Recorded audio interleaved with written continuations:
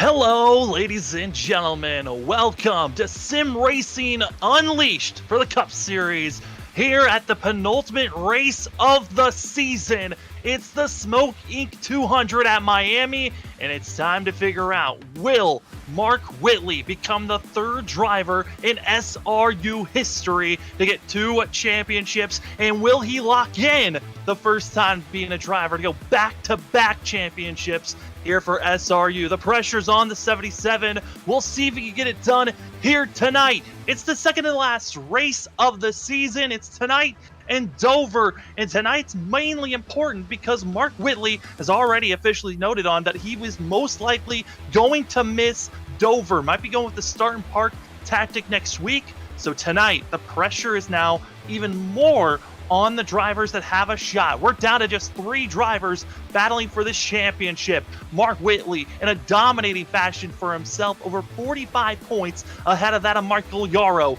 Yarrow having himself a fabulous, consistent season, but no wins for that team. And then the last driver, the slimmest shot to win the championship, winner of last week, 2 wins this season, Steven Leffler, 47 points out.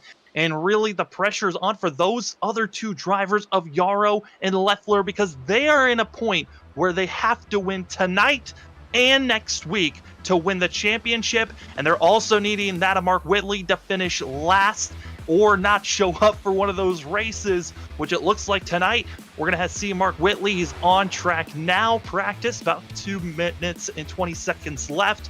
But certainly all the drivers' eyes are on that of Mark Whitley. Will he have another dominating race here tonight and go for win number 5? Or will it be just consistency and having enough points to make it mathematically impossible for that of Michael Yarrow and for Leffler to even challenge for a championship next week? Thank you for joining us here tonight, ladies and gentlemen.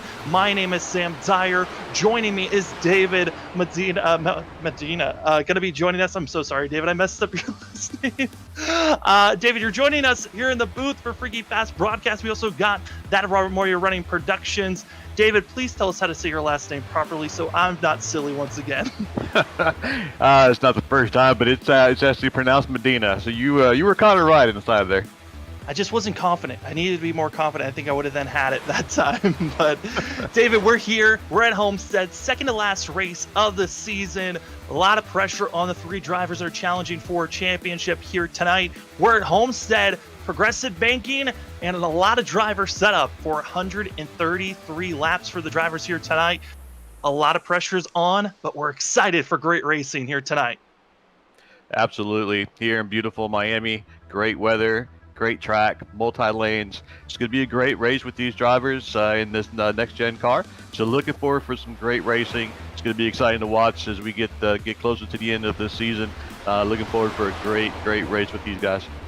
And before we continue on, big thanks to all the amazing sponsors that we here have for SRU as well for Freaky Fast Broadcasting. Starting it all off with Budget Simbox. Budget Simbox, if you want to make sure you're not breaking the bank getting yourself a Simbox, get yourself a Budget Simbox. You can go find them on Facebook, search Budget Simbox, or you also can look them up on Facebook, iRacing Flea Market. Great places to find a budget that really a sim box that fits in your budget as well. Will not be breaking the bank. They're great. They come in several different sizes and functions and ways to help you with sim boxes. Thank you so much to Budget Sim Box for sponsoring SRU, and as well coming on board with Freaky Fast Broadcasting. Huge thanks to that of ButtKicker as well as Maconi Setup Shop. We'll touch more on Maconi Setup Shop and ButtKicker later on, but practice is coming to a close. Qualifying next here on Freaky Fast Broadcasting for the Sim Racing Unleashed Cup Series, the Smoke Inc. 200 at Miami, soon to be starting up here. But first, David, they got to hit qualifying. This has got to be one of the more important things for these drivers, especially with the way we've been seeing this draft package with the next-gen Cup cars. They've got to be practically picture perfect during qualifying to make sure that they're getting points, as well as there's 1 bonus point on the line for that of the drivers to try to get bonus points, because there's only 4 bonus points to be grabbed all night long. First one to be grabbed here is for the pole position. As David, they're hitting the track as we're watching the 81 as Steven Stympian on board. Yeah, absolutely. I couldn't have said it better myself. Qualifying is very important in a lot of tracks that you go to. This one is one that is very important. Starting up front always takes a little bit of the edge off. Less cars you got to pass, the better. So these guys could definitely be pushing to get up front and get that good start right off the flag. And David, we've been seeing on the Sim Racing Unleashed series that the draft package, it basically transforms mile-and-a-half courses into super speedways with the way that the drivers are going to be attacking these courses. But Miami seems to be a very interesting track on tire wear. I mean, looking at this course, been watching it in a lot of different series, but which lane really do you think really what should I say, challenge or defeats, destroys the tires more and wears them down? Is it the high line or the low line? Yeah, I think the low line really will tear up the tires and cause more wear, on these tires. I think we're going to see guys, they'll probably start off as you see here in qualifying, running around the low lane. It's just obviously the shortest way around. So you can get your best time there. I think as the time goes on in the track, we'll see these guys kind of splitting up, depending on how their car's handling. You'll see some guys running in the high lane to get that runoff, and then you'll see guys running more towards the mid lane. And drivers certainly picking and choosing. As Stympian going to be coming up second on the board currently as we're still swapping through all the drivers, seeing where they're going to be lying as it's the 71 of that of Gino Morrow. Going to be on track now going for his second lap around through 3 and 4. And we've got a smaller field than usual coming into this race, which it just shrinks down the possible of points that could be earned for a lot of these drivers. As watch and see is that of Gino Morrow going to be fourth on the board after the 71s go on track. Currently, it's Mark Whitley on top of the board, and that is the last thing that I think Stephen Leffler or that of Michael Yarrow want to see for themselves. Both those drivers going to be needing a lot of pressure, but I think we're waiting and seeing when we'll see the 91 hit the track, because we're on board with that of James Bryan, I believe, who is doing his best to start out this time for the 52. And for this 52 team, coming out of 3 and 4, starting out his time, what are some of the ways that these drivers can attack these corners? We've already seen 7 drivers hit the course already, but what are some of the things for you looking up at the booth and watching these drivers that you're looking for to have a clean run for qualifying? Yeah, I look for the center off.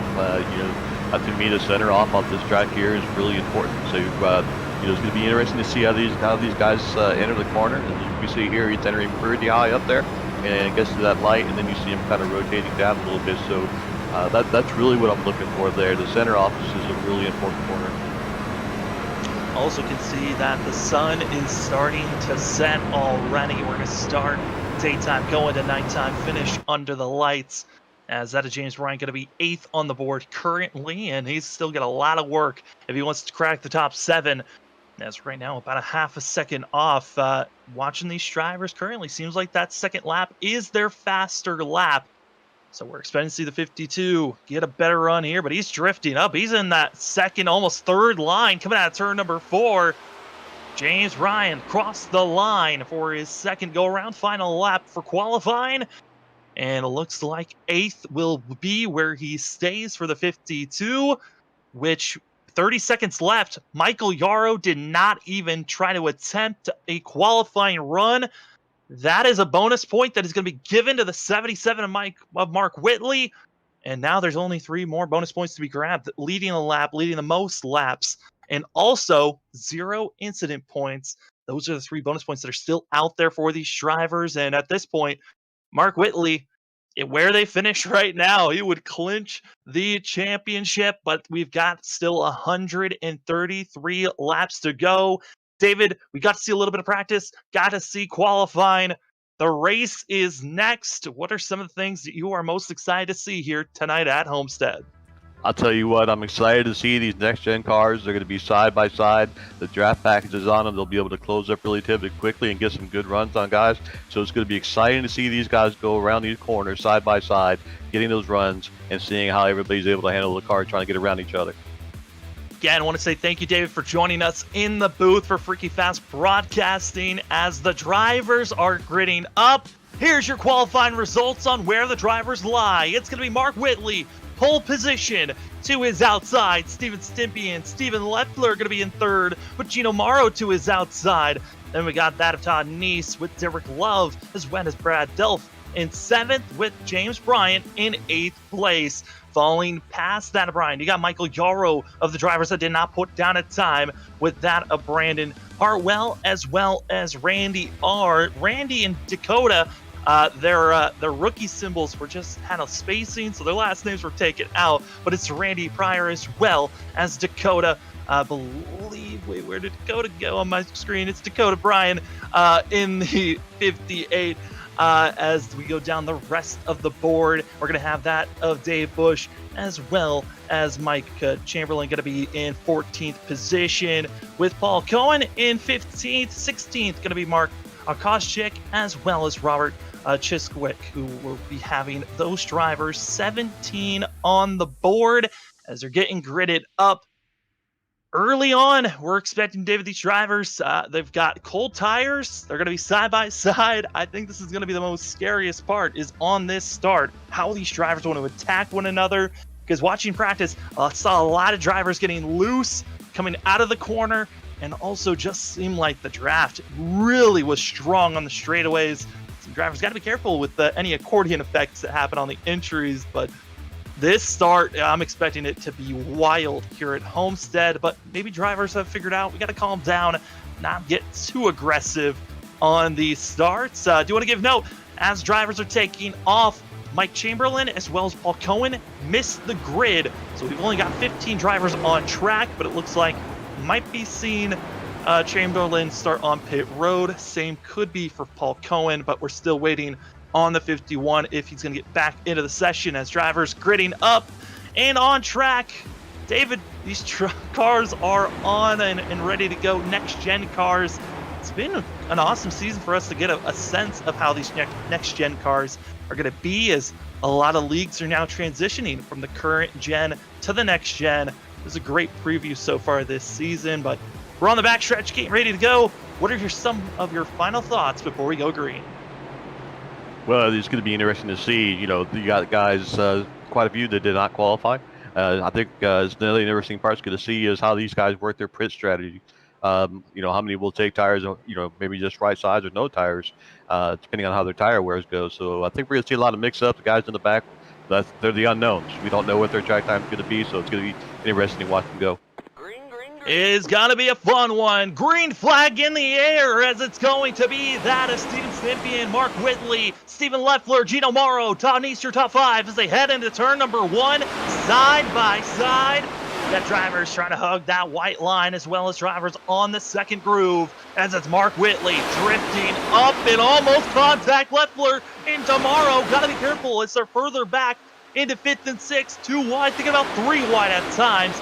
But we're staying single file up front in our top 4 as everyone else trying to pick and choose what lane they want to be in. And it's Mark Whitley, loving the outside wall, coming across, leading lap number 1, goes to the 77. 2 bonus points goes to Mark Whitley, who is on the charge to clinch his championship here tonight as they're coming out of turn number 2. It's Steven Stimpy and Mark Whitley up front as they're on the backstretch. Steve Stimpy doing a great job staying with the leader right off the bat and staying right to his bumper. Keeping it close. Don't want to be getting too far ahead. But, David, looking at these drivers as they're coming around, we've seen the draft be so important on trying to set up passes, work with one another. But here at Homestead, dirty air has to be one of the factors to watch out for. How is dirty air kind of a way that it is hurting these drivers entering these corners as Mark's got to be careful not to get in that outside wall as we're riding on board with Steven Stimpy. Yes, that dirty air really plays havoc on the nose of those cars. You can see Steven kind of dipping his nose a little bit farther down to the wide line to keep that air, as much air as possible on his nose to be able to get that car to rotate. He's doing a great job there. Also saw coming out of turn number 4, the sunlight going to be a factor to watch out for. So drivers get distracted by the light, could be hurting them as we drop back to 4th place. Riding on board with Steven Leffler, and behind him, Hornet's Nest. You've got Delph as well as Hartwell Love and also Todd Neese all in line. It's going to be 5th back to 8th, all in line, all grouped up. But finally, single filing out. Michael Yarrow back in 9th place. The 95 comes in 2nd in the points, needing a win and to maximize his points coming into today. He did not get the pole position. He's not led a lap yet. But as long as he can get a couple of more points for himself and make sure that Mark Whitley kind of has a poor showing, finishes in last place, or at least, back in 13th. 13th, 15th has got to be the window that you need Mark Whitley to finish if you're Michael Yarrow, and Yarrow needs to win to get as many points coming into tonight, knowing that Mark Whitley most likely is not going to show up for Dover, and if he does show up, it's going to be a start in Park 477, which means he'll get last points. The amount of drivers that have been showing up, that might be just enough. We're on board with Derek Love. Being pressured by Hartwell. Hartwell on the 25 on the inside, almost making contact. Bobbin and wiggling. Got to be careful as they're coming out at turn number 2. Yeah, absolutely. So as you're going on that low line, if you get too far down there, it'll upset that car and kind of wash you up the track there. So good job in keeping under control of the car there and staying close to the top 4, kind of separating the pack a little bit, but running 1, 2, 3, and 4 pretty close. Drivers side by side, trying to pick and choose where they want to be. As Adam Hartwell will make the pass, Delta will make the pass, but it's going to be Marco Yarrow making the inside lane work for himself. And early on in these stages, it's really a pick and choose of where you want to be. It seems like, David. I mean, at one point, are you expecting some of these drivers to just primarily stay low, or maybe even just stay high? Yeah, I think probably closer when we get to lap 8, 10, somewhere around there, we'll probably start seeing the different lines these guys are going to run as they get some tire wear on their car. And then you'll see more, you're already starting to see some cars running low line and the high line there. So I think we're going to see a lot more of that as the laps go on. Drivers trying to figure out where they want to put themselves and trying to make some passes. And it's Michael Yarrow who's making the most with what he's got right now. Moving up another position here, trying to get by Brad Delphin. So Michael Yarrow up 1 position from where he started, and he was the first car that did not put down a qualifying time as he's challenging the 14, trying to move up to 7th, but already showing us it is difficult to try to make any passes. I mean, this is looking so hard for anyone that's on the inside to make a pass here, David. Absolutely. If you're going to go to the low line, you got to be able to clear that car so you can get back in front. Running the low line when everyone's running the high line, it keeps you out of the draft. These packages are draft dependent. Draft is so powerful, and we've been seeing how it is holding these drivers together. And now to the inside, going to be a push, trying to make a pass and moving forward as Yarrow up to 8th and not able to really make any pressure. And we're seeing drivers, they want to be aggressive, try to make some moves, but it's looking like the inside not being very prevalent on allowing these drivers to make these passes. They might have to try to swap it up, go with the outside lane. It seems like drivers might be a little hesitant to do so. This is interesting to see because we've seen in the current Cup car and also throughout the other divisions of Xfinity as well as in the trucks. I mean, that outside lane can be extremely quick, but we're seeing drivers right now kind of feeling hesitant to even go up into that 3rd lane. It's either the 2nd or you run the white line currently in these first 11 laps. Interesting to just see how the drivers are attacking. But again, this is kind of our preview this whole entire season of how the next gen car reacts at almost every single course. And certainly we've been seeing it's very interesting how drivers want to work with one another as we continue to see Michael Yarrow getting extremely close, trying to battle and go after that of Brad Delph once again. So we're seeing Busch thinking about making a pass possibly, but he's just not able to hold on and make a pass just yet. Yeah, Sam, to your point there about running that high line, it's definitely takes a lot of talent to be able to run that close to the wall and get that air against there to get you to push off. I think it's just a matter of time before we'll see more and more of these guys going up there. But these guys are all staying in line, running behind each other in the low lane. In those top 4s, they have got a good 2-second lead over the 5th place car. They have worked together, stayed in line, haven't really been trying to make any shuffles just yet. But as they continue to push on, it is really just seeing the fact of Gino Morrow, Leffler, Stimpian, and Whitley pulling away There is a slight bit of damage, I believe, to the back quarter panel, back left quarter panel of the 72 from some contact that was originally made with Gino Morrow just about 2 laps ago. And now, going to be seen trying to make a pass for that third place position as we drop back and just seeing all the different points of view of drivers, how they want to attack one another. But Leffler, picture perfect, probably one of the cleanest passes we've seen so far in this early run, 14 laps into this race for the Smoke Inc. 200 at Miami. Absolutely. We just saw, like you said, the textbook pass there. You drove down low, had enough speed to be able to clear the car and then get back up in front and stay in that draft line. So perfect pass there. Once again, it's the drivers that are around that 5th back to 8th place that are keeping it dicey between one another as Delph and Derek Love continue to race on. Same with Todd Neese. These are the 3 drivers that we've really seen racing around one another all season long. David, when you are racing in a league, how is it annoying, or does it feel like, hey, I got to beat these guys that I'm around when you're racing around the same guys over and over again week after week? It's not really annoying. It's really you get to learn their driving styles, and you become really comfortable with that because you know what their habits are, and so you get more comfortable racing around them. But then you have to learn and figure out how you can pass them, where are they strong at, and where are you stronger than them at, and use that towards your advantage. We just got to see 3 different stories in one. You saw that at Brad Delph just trying to run his own groove. Derek Love got a great run in the center of the corner, then exit of the corner was the one of Neese that got a rocket ship move. And the one I think he's starting to figure out, hey, that high line isn't a terrible place to be, but you got to be careful. Squeezing is almost contact made between the 87 and the 1, as it is hard racing for 8th place, middle of the pack. And they know the season's coming to a close, so you want to get every single point possible if you want to have a great run here tonight. As Love once again to the inside. Derek Love, one of our strongest rookies coming into this season.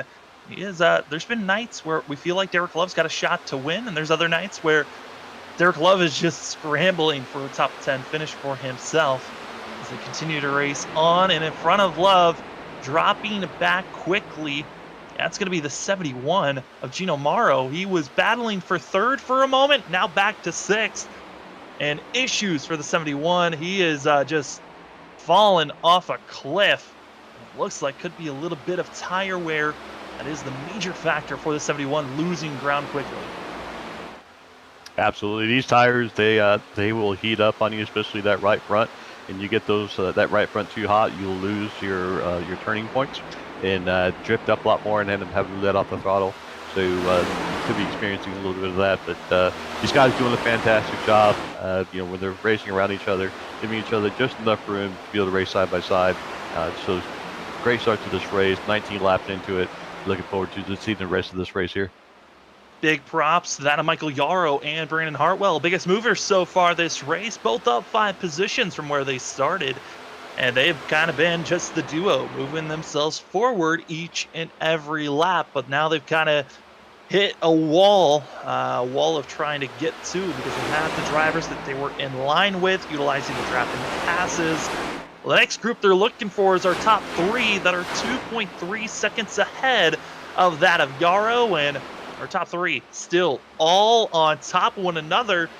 Mark Whitley, Steven Stimpian have not gotten away from one another. They've been practically staying at the same distance between one another this whole entire run and race. It's Leffler that it's lost some ground, picked up ground, has been fading back and forth for 72.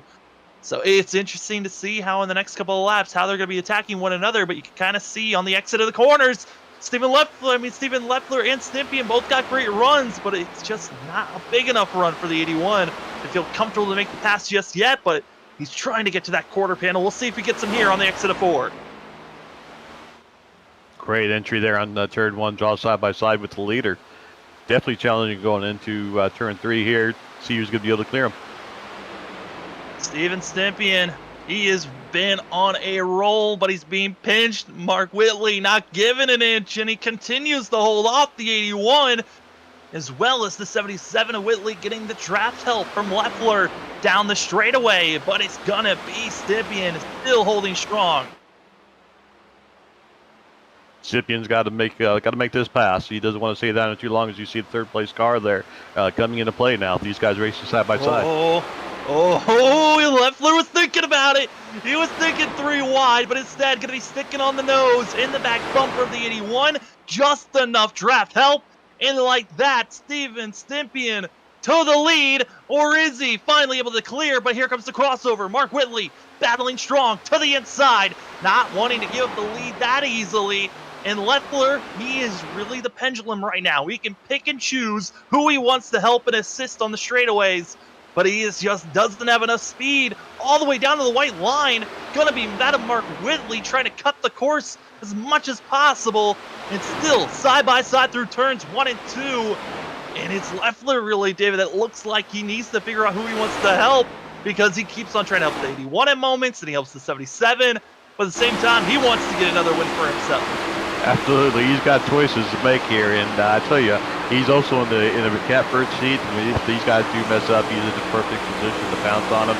Now, while these guys are running the way they are, they're allowing the fifth place car and the fourth place car to start catching up to him. So the time is now under 2 seconds. Yeah, about a half a second has been cut down from that of fourth place Michael Garrow to our front 3. With the amount of racing we've seen back and forth, the lead swapping again. Whitley had it for a second. Now it's Stipien in the lead. We'll see if Mark wants to try again. But David, I mean, with the swapping we're seeing in the hard racing, that's also a toll on these tires. And Michael Yarrow back and forth, he's still trying to gain time. He's about a second and a half off of that of Steven Leffler. He's soon to be getting inside the window of getting a lot more draft help. It might get that toe onto the 7-2. Absolutely. He's sitting there back. Go ahead, boys. Keep racing side by side. I'll see you in a few. Absolutely. As right now, it's Steven Stipien, Mark Whitley, Steven Leffler, Michael Yarrow, Brandon Hartwell, your top 5. Gino Morrow, Brandon Delph, as well as Todd Neese, Derek Love, and Dave Bush, your top 10. With all the other drivers currently in the rest of the field, James Bryan, as well as Dakota Bryan, Randy Pryor, as well as Mark Koscheck, as well as the 9 and the 70. All 16 drivers on track, as Mike Chamberlain going to be finding himself 13 laps down. Was able to get into the server, missed the grid. So the 70 going to be just running, trying to get as many laps in as possible. As we're riding on board with the 6, who's back in 15th position. And currently 15, a little bit more than 15 and a half seconds off of our leader. And goal not to be going a lap down for the 6 machine, but it's difficult to make sure you stay on the lead lap, especially when you got the leaders just putting down some of the fastest laps, lap after lap, even with the hard battling that they were just doing. Yeah, absolutely. The 3 positions, the first 3 positions, lap times 33.68, 33.66, 33.71. So pretty quick times, all within each other's time there. So still picking them up and putting them down. I'm just wondering if Mark Whitley is just kind of letting his tires cool back down again before he tries to make another run to take over the lead again. I mean, our top 3 still all collected together. You can see that on the ticker on the top left. And as we're going through the field, getting a sense of the drivers further on. Back in 14th position, we got this Mark Koscheck, who just having a blast, just riding behind. And he's following the 2 new rookies that have joined us. They're the drivers that are ours, the 58 and the 00. There was a little bit of an error that was made as Ryan Pryor as well for that of Dakota Bryan. Both of the drivers got the R rookie mark. Got pushed out. It just had a space. Just simple coding errors can make a drastic difference. As you could see, they're just R's on our ticker. But new rookies getting to show off here tonight, and it's good to see new drivers coming in week after week. As season 11 right around the corner for these drivers. As season 10, it's coming to a close here. Next week being the final race at Dover. But tonight, based on where Mark Whitley's running, where Yarrow is, and all the bonus points that have been grabbed, we could be seeing Mark Whitley clinch the championship here tonight, as we get to see on board what the time difference is of our front 2. when you're seeing the marks in white, that means the driver that's in front, that means Stympian, was pulling ahead. But you see now, you kind of touched on it there, David, the fact that Mark Whitley could have been holding back, trying to cool off those tires. Well, he's starting to make the surge back just a little bit, inch by inch, and Leffler on the back bumper of the 77. Our top three, all within 0.3 of one another. Yes, sir. These guys are just doing a fantastic job running their lines, running their race, and all staying within each other. So it's interesting to see. You can see the different line. The 77 is taking a little bit higher on entry, but the run that he gets off is going to close up that gap to the leader. Trying to close it in, and you can see on our ticker as well, Michael Yarrow went from closing in, was about 2 seconds, almost about 1.8 seconds to our lead 3, and he is now starting to lose time. Really doesn't have any draft help to help out this team. I think that's the biggest loss currently, as our front 3 have been duking it out, keeping themselves in line back for 5th position.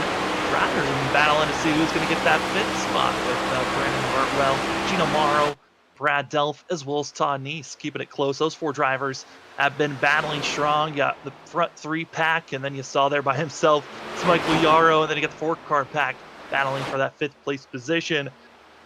David, I mean, I don't know how much of this next gen car you've ran or have been watching, but this is practically what we've been seeing all season long as drivers getting prepared. We're about 10 laps away from green flag pit stops. Which is going to bring another, interesting part to this race is pit entry.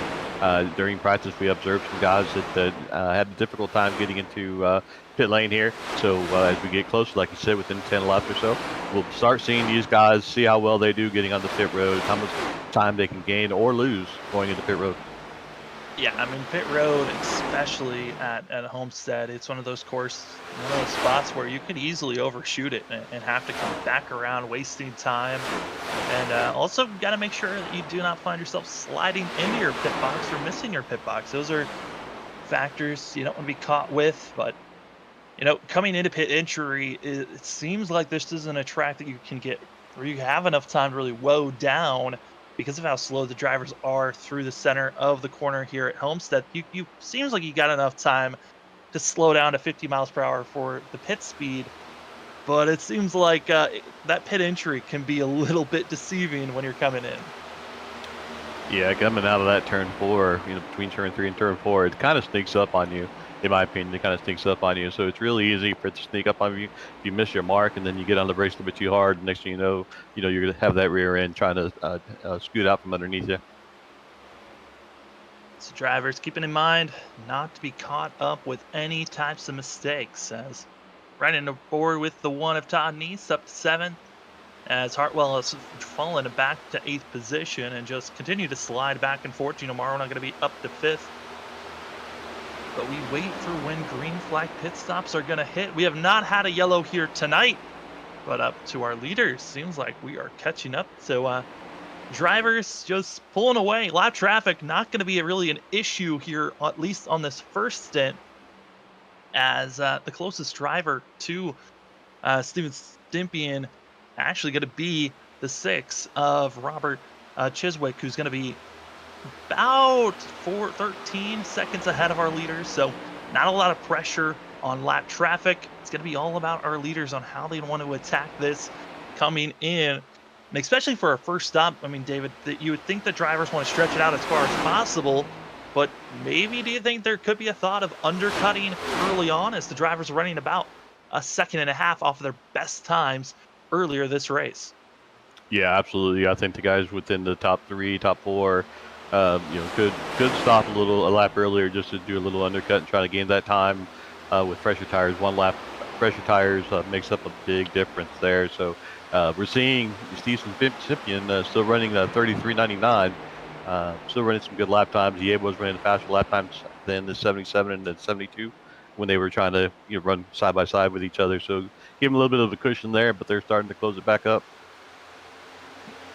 Yeah, I just want to give everyone that has never really heard any of that lingo before, of an undercut, an overcut. Undercut meaning you're going to be pitting sooner coming into pit road. Make sure you can get fresher tires earlier, which means you have more grip, you can run faster lap times, and try to gain time on the drivers ahead of you that are going to pit at some point, but they're running slower times. If you overcut on a pit stop, it means you are stretching it to its max on fuel, but you're planning on catching up with that fresher rubber of the drivers that pitted sooner. So a little bit of give and take. You got to figure out the true balance on these pit roads. It seems like the drivers that find that equal medium, those are the guys that really can be successful. So 40 laps into the run. Pit road soon to be busy here shortly. In these next 10 laps, we're expecting drivers to pick and choose when they want to come to the pit road. But we have seen drivers possibly try to stretch it to halfway if they are in extreme save mode as we're on board. Checking out the 95 of Michael Yarrow, and Yarrow, you can just see just barely those specks ahead. Those are the top three battling, and side by side is for second place. And whoo, got to be careful there for Leffler. Got to come on right on board when he was letting off. Touched the apron, drifted up. David, that apron is not your friend. Definitely not your friend. It's not your friend on new tires, and it's definitely not your friend on used tires. So I'm sure he had a little hand checking going on there. Absolutely. I mean, that is especially when you're being pinched down low, you know you're trying to grab everything that you can. I think the only time I've seen an apron be utilized is when you're coming out of the corner. Maybe if you can get low enough, try to use the apron there. But I highly recommend in the center of the corner, do not touch that apron. It is not there to help you at all. As we're on board with 52 of James Bryan, Brennan in 14th place. Kind of in no man's land is this 52 team. Continue to just trek along. One of the few drivers that actually is trying to run the high line as our leaders are running down at the white line. Few drivers trying the higher groove to try to find any type of speed if possible. And at this point, I think everyone's just searching for anything that they can get. Because our front three running, really our top front four running anywhere from a 33.9 second lap time to a 34.1 second lap time. Everyone else seeming to be struggling to hit 34.1 second lap time at all. So everyone's searching, trying to find speed if possible. It has been a hard race right now. We're watching the battle for fifth place. It's still going on. On board with the 25, Brian Hartwell, who is doing his best, staying at 6, keeping this 4-car little pack that they've had close, but Gino Morrow starting to pull away in the 71.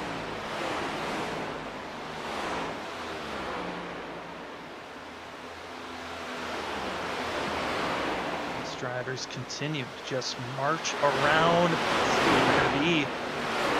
Well, you've seen drivers trying to stretch it halfway, turn this race in one stop before. It is still possible, but we were throwing it out. Hey, if drivers want to, pit at least twice this race, around that 50 lap marker might be your window. And if anyone was thinking about turning this race into a 3-stop, they would have already pitted way sooner and into pit road. Already seen our first contender in. It's going to be Michael Yarrow, who is going with the undercut. And he's trying to catch up to those leaders that were 2.5 seconds ahead of him.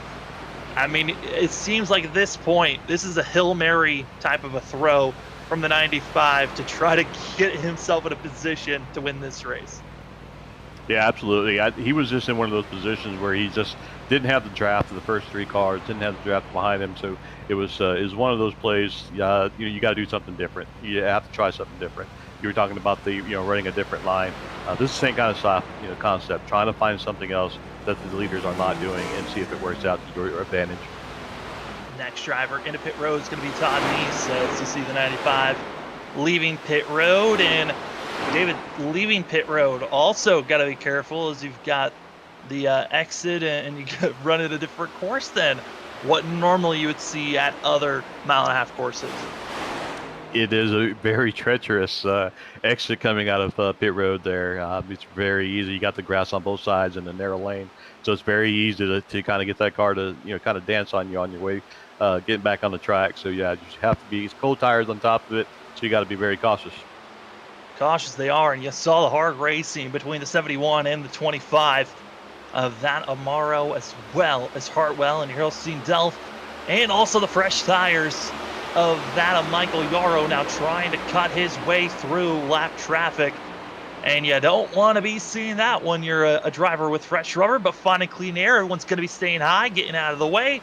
It's going to be Michael Yarrow. Goal, get himself unlapped as Derek Love going to be now into pit road for the rookie. And continuing to see all the drivers where they lie. Pit road and pit cycle fully underway.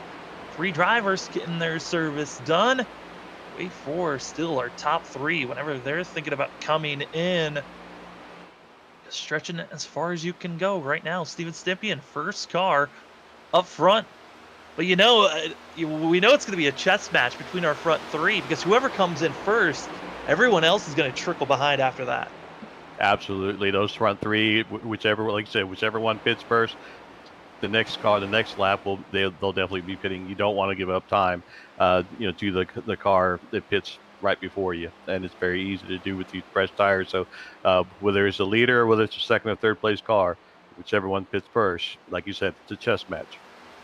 We touched on it about 10, 15 laps ago. They were running about a second and a half off of their best time. They're now inching closer to over 2 seconds off of their best times they ran, showing the tire wear and the longer that you stay out. And because of the undercut that Michael Yarrow went with, he right now, with how many laps he has ran, would get the net lead once pit cycle goes through. So our leaders gotta know, hey, gotta be careful, as that 95 is coming with a head of steam. More drivers coming into pit road, as you can see drivers falling down the charts. It's going to be that of Mark Koschik as well as Brandon Delph, both coming into pit road for the 14 and the 33, putting us with a little under half of the field that have had to come into pit road. As drivers inching closer and closer to halfway. If you can somehow stretch it to lap 68, that is when you are in a pretty good spot. 67 also, I think 68 to 67, that's where you need to go if you want to make this race a one-stop, as well as you're going to need making sure you're with drivers to draft with. There's another driver into pit road, going to be Randy Pryor, but David, that is a long way to go for some of these drivers that have already hit it. Yeah, that's a pretty good distance there. Just kind of talking about the tires. Michael Yarrow running at 32.89, the leaders running at 34.03. So there's a big time difference there that they're losing lap after lap. But yeah, that's a big distance to run. I really expect to see these guys be coming in any time now. Pit road is open, and we're still waiting for our top 9 to come into pit road. And it looks like we're going to be having the 6, going to be the next driver coming in, putting us at half field when we come into pit road, as it's going to be Robert Chiswick who's going to be coming into pit road for the 6. Driver still thinking about, when do I want to come in, as drivers coming up to lap traffic, which that is going to be James Bryan, who's, you can see, once you get to that right side, visibly has gotten into the wall multiple times for the 52, and he might do it again. A lot of damage, bogging you down, and also going to be coming up in front of Mark Whitley, which you really don't want to see a driver that's underpowered slowing you down as one of the lead cars. Absolutely, it takes away from your momentum. So you'd like to be able to get around these lap cars as quickly as possible and keep your momentum up.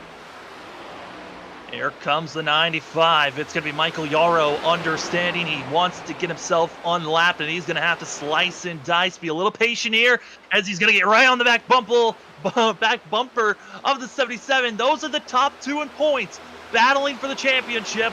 Michael Yarrow had to go with a gutsy call, undercutting, and right now trying to make sure he is back on the lead lap, just in case the caution comes out. The 95, first car a lap down.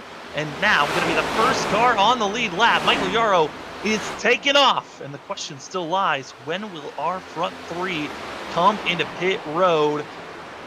As they're still trying to figure out exactly when. As again, if the drivers can get to lap 67 to 68, they could possibly one-stop this race. Yeah, I'm going to go out there. I'm going to throw a number out there where I think they're going to be pitting. I'm going to go with 63. I'm going to say lap 63. We'll be seeing these guys pit. Well, the drivers that are inside the top 5 coming in pit road, Gina Morrow, the that's been running quite well this season. Now into pit road, as you see our front three. Steven Leffler trying to just use anything, use a little bit of the bumper, might try the outside, 72, 77. We'll see the run as a little bit of bobble from there, Whitley. That's going to be backing off the 72, and you can just get a sense that Leffler was going to come with a head of steam for the 72 machine, but that bobble, hesitation, he let off just slightly to make sure he did not get into the 77. He got another good run here off this exit and closing that gap up right up to his bumper and now looking inside. Going for the inside, going to be that of Steven Leffler, and he's going to be trying to challenge himself the best he can.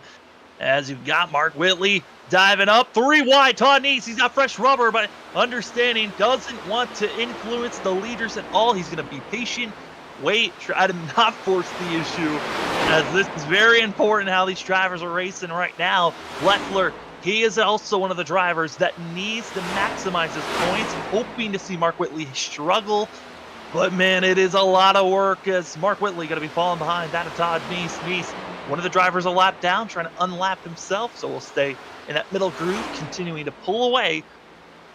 But we are now down 7 drivers, still needing to come into pit road. Look at that, Neese. You know he thought about taking that down the middle there, making it 3 wide, thought better of it, and decided to wait till the next corner and take it to the outside, made a good pass on the outside. Yeah, I mean, still, I love that patience that we saw from the one, not trying to force the issue, which honestly just shows a lot of respect that the drivers have for one another, because there's a lot of leagues where some drivers would just say, hey, I got fresh rubber, get out of my way. I don't care that I'm a lap car, but great to see drivers respecting one another here tonight. Absolutely, yeah, he did a great job, and like you said, being patient, showing that respect, but also being aggressive and finding a way around those guys without interrupting their race that they got going on as well. Still seeing all the drivers that are out here running for themselves, as seeing all the drivers currently riding on board with the 53 of Dave Bush, as he's now going to be moving up to 4th because a driver came into pit road, Brandon Hartwell, pit road for the 25. So still slowly trickling in, and it looks like your number of 63 might be looking good for themselves as they continue to race around. We're still waiting for the whole entire field to come into pit road. Currently 6 drivers still needing to pit our front 5, as well as that back in 10th place of James Bryant, who needs to come up into pit road. But Dave Bush, one of those drivers that still needs to come into pit road, but you're kind of really seeing the major difference in pace between the drivers that are trying to turn this race into a 1-stop and those that are trying to turn this into a 2-stop type of a race. Yes, Michael Mullero, he's running a 33.26. Our leaders are around 34.09, first 2, 34.15. So it tells you again how important the tires, what difference the tires make. He worked his way back up to 6th position. Up to 6, and seeing some drivers sneak up on it into pit road. That's going to be Dakota Ryan, who comes into pit road, or one of our R's on the ticker. Rookie running it as we're seeing the 58 into pit road, and you want to make sure you don't make any mistakes as we're on lap 63. Marker you threw out there, David, but they're still stretching it out as far as they can go. And we certainly, as our producer wants, our producer wants me to say, we got 2 pirates here. We got 2 of our R's here.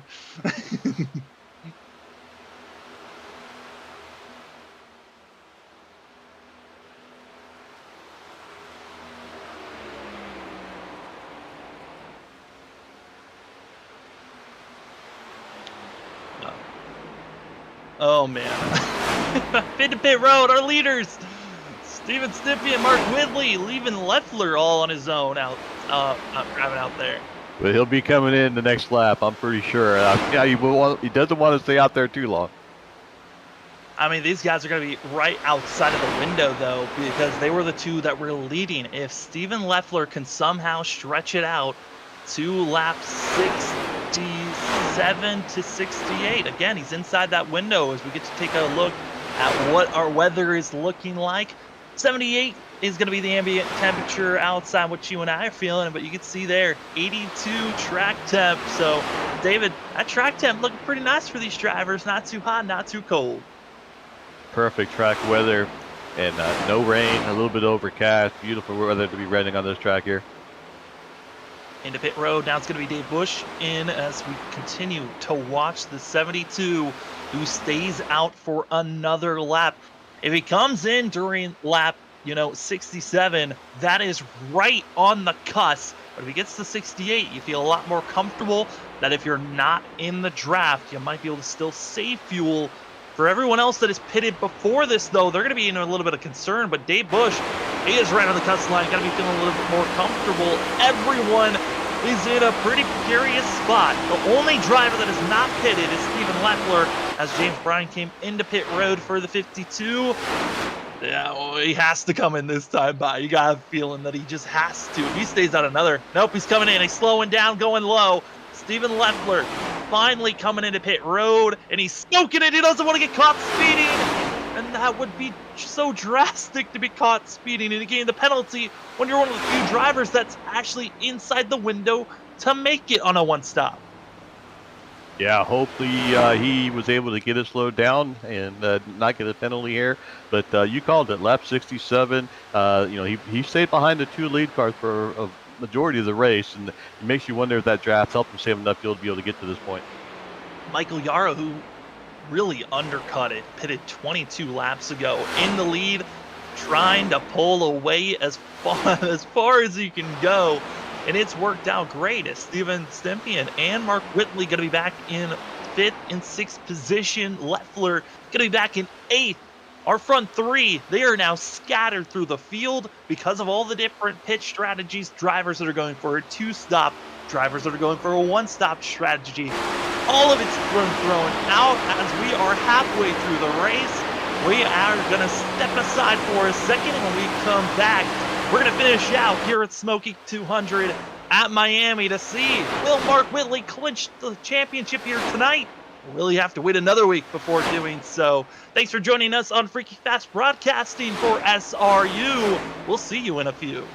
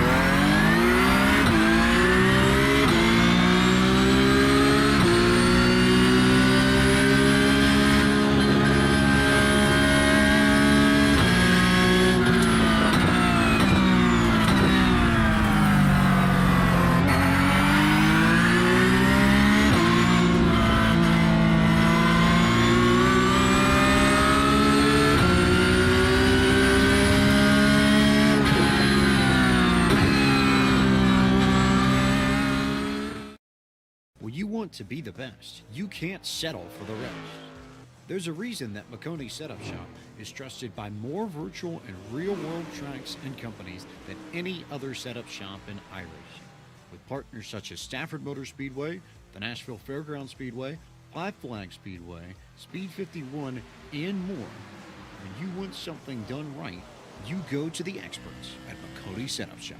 With setups available for most series on both asphalt and dirt, built by a team of professional builders consisting of some of the top talents on the service, McConey Setup Shop LLC has what you need to hit the track with confidence. Head over to McConeySetupShop.com and learn why McConey Setup Shop is the official setup shop of Richmond Raceway Esports and is partnered with some of the largest names in virtual and real racing. And remember, at McConey Setup Shop, there are setups, but your victories.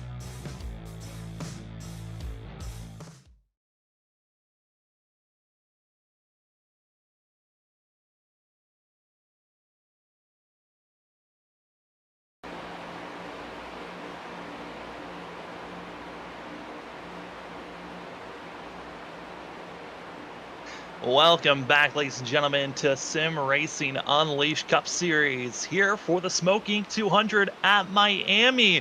It has been a race all about strategies. You've got drivers that are aiming for two-stop pit stops here tonight. You've got drivers that are aiming for a one-stop pit stop for this race. Strategies aplenty here tonight as Michael Yarrow doing his best to try to lead as many laps as possible, as well as trying to hold off Steven Stimpy and Mark Whitley, as well as Steven Leffler, as right now it was a dominating force of that of Steven Stimpy and Mark Whitley and Leffler before pit cycle came to conclusion.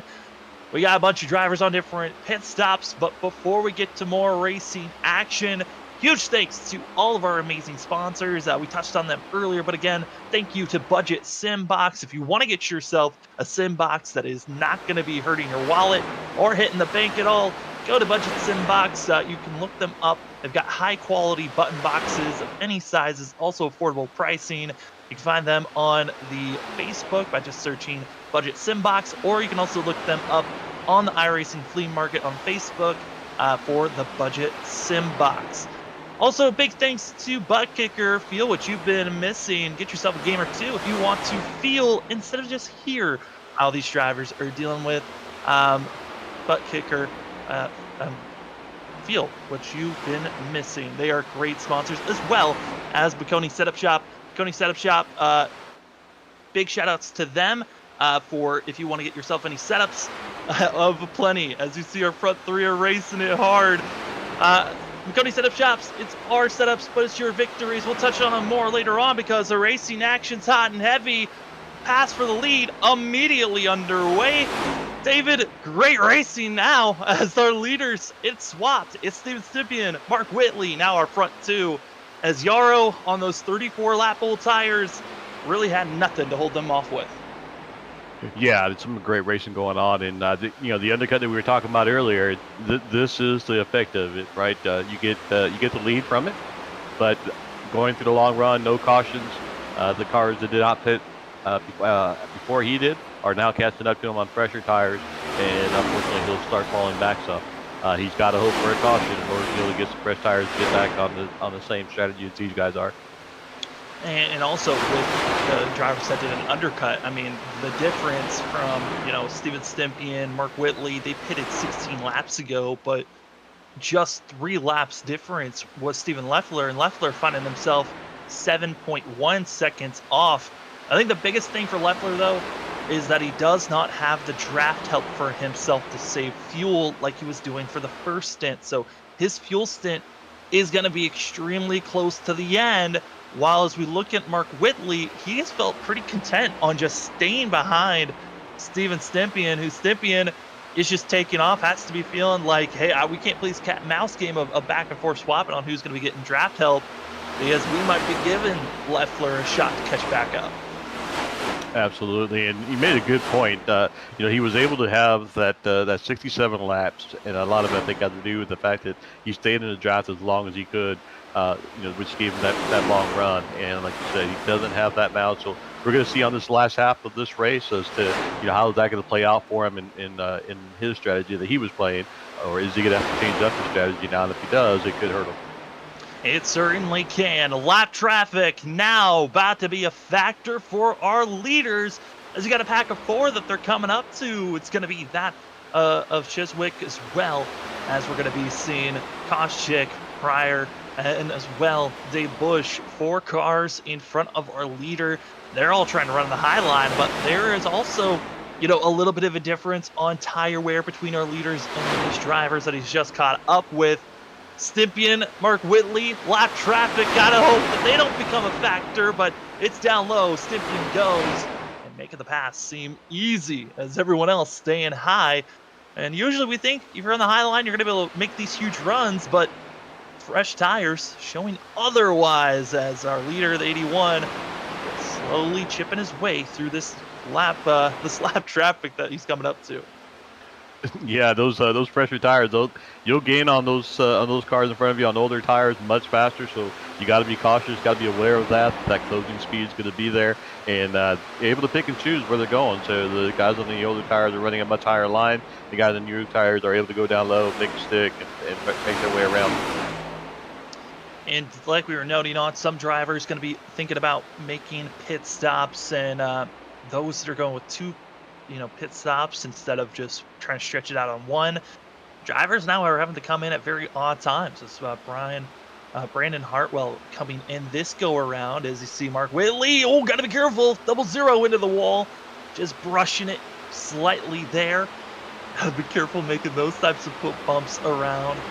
That's Randy Pryor in the 0. Gotta be able to hold on for 10th place, but 9 drivers left on the lead lap, and with it, we're seeing our leaders run. Could be seeing more drivers going a lap down here at the pace that they're putting down. Yeah, their pace speed is just amazing what they're doing on their lap times, and we call that contact there just a kiss. You just kiss the wall. I think he'll be all right, but very easy to do there. I mean, it looks like he got when the leader passed him. Got just a little bit of dirty air, probably tightened him up more than he thought he was going to be. Yeah. Don East now coming into pit road again. One of those drivers that are trying to turn this race into a 2-stop. Other drivers that are aimed to come into pit road, such as Michael Yarrow and also Brad Delph and Derek Love. Those and also Randy Pryor are going to be the drivers that are looking to come into pit road for sure. There are a couple of drivers that are thinking about having to come into pit road sooner than that, as Yarrow finally having to come into pit road, and drivers smoking up their tires as well as the 0. They're now in the window where they feel comfortable and confident that they can make it to the end, and also trying to see if they can trim down and catch up to our leaders if possible. Seeing all the different strategies here, playing out, and the guys staying true to their strategy. So will be interesting to see, these next several laps that we have left in this race. How it all shakes out and where everybody ends up at. Certainly a lot of pressure. Want to finish out on some of the talking points for sponsors. For that of ButtKicker, if you want to get yourself 20% off of getting yourself a Gamer 2 to feel the sounds instead of just hearing them, the Gamer 2, fabulous at that. I mean, David, how many times have people really talked about ButtKicker? It seems like it is everywhere. Almost everyone knows about ButtKicker. Have you ever heard about the Gamer 2 and how it works? I have heard about it, and actually a buddy of mine just recently bought and received his ButtKicker 2, and we'll be putting that on soon. So I'm looking forward to his feedback on that, and I'll be looking to get one myself. So definitely would recommend you guys giving that a shot. Look it up and go get you some.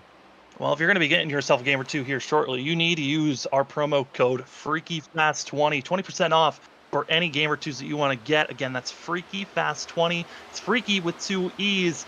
As David's thinking about getting himself a Gamer 2, you should also be thinking about getting yourself a Gamer 2. Thank you so much to ButtKicker. Feel what you've been missing, as well as McConey Setup Shops. Makoni Setup Shops, some of the best setups out there, as well as some of the best coaching out there. That's one of the biggest things that really is the difference between Makoni Setup Shops and some of the other, setup shops that are out there on iRacing. They've got coaching as well. For $25 an hour, you can get coached by, NASCAR Coca-Cola Series champion Zach Novak and many others that are on that Richmond team that have just been doing a fabulous job this season. I mean, Jimmy Mullis, he's gotten a win in the New Hampshire race earlier this season. He's locked into the playoffs, so the pressure is now on to see if Jimmy Mullis can get a win and championship win to challenge his teammates, see who is the actual best out there. But if you want to get coaching from some of the best, go to McConeySetupShop.com/coaching for $25 an hour. It's well worth every single penny. But if you want to get setups, anything from legends to cup cars, also, they've got dirt on the other side. You just use the promo code FFB10. Again, FFB10 for 10% off at checkout for setups. That is not for coaching, but for setups, use that promo code FFB10. Remember, Makoni Setup Shops, it's our setups, but it's your victories, as seeing our leaders making the moves, making the passes, and getting by Dave Bush and putting down another car a lap down. We're down to just 5 drivers on the lead lap, which shortly could be drifted down to just 3 here as the laps continue to tick away.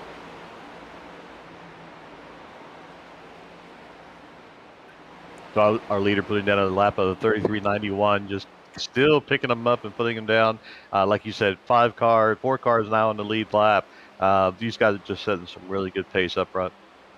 Next driver our leaders are going after going to be Dakota Bryant, otherwise known as the 58R, and is in 4th place, but he's got a lot of right side damage. So our leaders are catching up to the 58 machine. But Mark Whitley still just lingering behind Steven Stimpian. Again, these drivers pitted sooner than halfway. So for the 81 and the 77, they might be doing a great job up front, but there could be in a spot where we might see the 81 and the 77 have to do a splash and go to even be able to make it to the end, or have a quick yellow at the end. Yellow flag waves, and it's going to be, I believe, the 14 that's bringing out this yellow. This is going to change everything. This is going to change everybody's strategy. Well, or we're still left with 4 drivers that are left on the lead lap. So they're going to be good to be coming in. These drivers came into this race with 3 sets of tires. Some of the drivers already took another set. They're down to just 1 set left. We're expecting a lot of the drivers that are a lap down to take the wave around.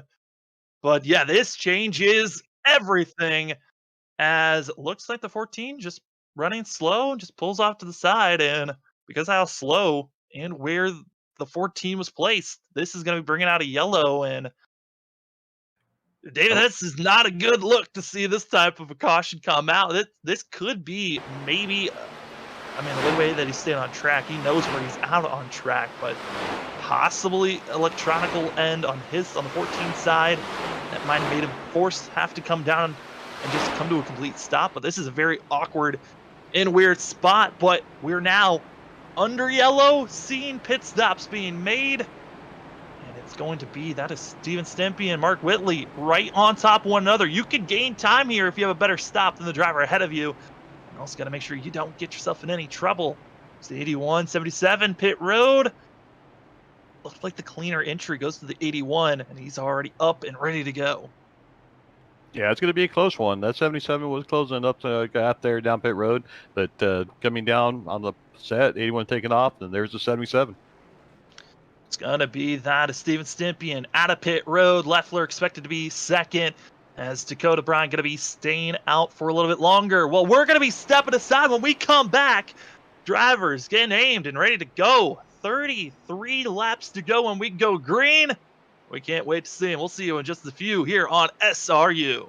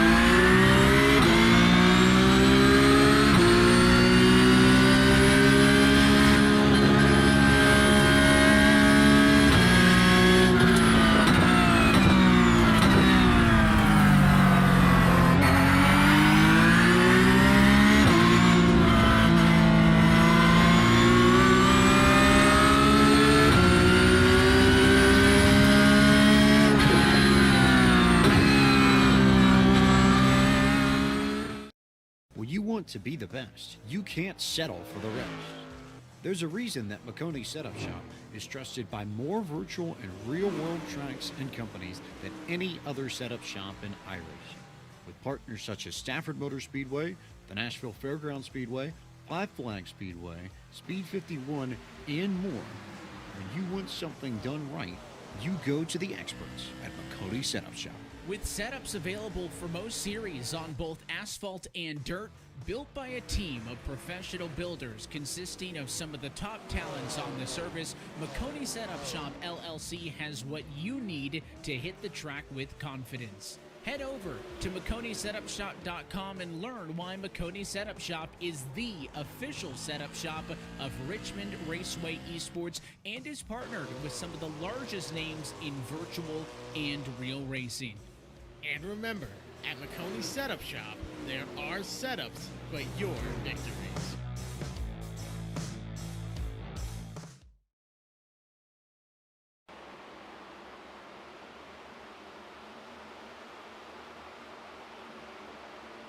And we are back, ladies and gentlemen, to SRU Sim Racing Unleashed Cup Series, and it is all reset as we're coming to 33 laps to go, coming around turn number 4, as it is going to be the 77 of Mark Whitley leading Stempian Leffler, as well as the R of the 58. That's Dakota Bryan, who's going to be running on the outside. 58, he had a lot of damage that he had to repair. Gets it repaired, and now finding himself up front, challenging with our front 4 as we have ourselves running strong. David, these guys have been running as hard as they can right now, but this is interesting because now all the strategy's kind of thrown out the window. It's all about running as hard as you can right now. We're seeing some new faces up front. Absolutely. R, he's making a run towards the front and making his name known. So, yeah, intensity levels are picking up, and that number 58, he's making his presence known. And I tell you, the Mark Whitley, he is really driving that car through these corners and trying to get some distance from these guys. But it makes you wonder, is he overdriving it, and does that open up the door for the 81? Yeah, I mean, there's still a lot of time. Fuel-wise, you're not worrying about, but tires certainly could be a factor for a lot of these drivers to be concerned about. Our one caution coming from that of Brad Delph, who just casually pulled off to the side of the road and came to a complete stop when we were about 36 laps to go in the race. So kind of a question mark with that incident that came out, but it is now restacked, everyone. We're now left with, instead of possibly just 3 drivers left on the lead lap, we're now with 11 drivers, with over 8 of them having to take the wave around. We're now seeing some great racing action as we're seeing R in the 58 running the outside, doing a great job. This is holding back. That is Steven Leffler, who's in 4th. We're seeing the newbie doing up front.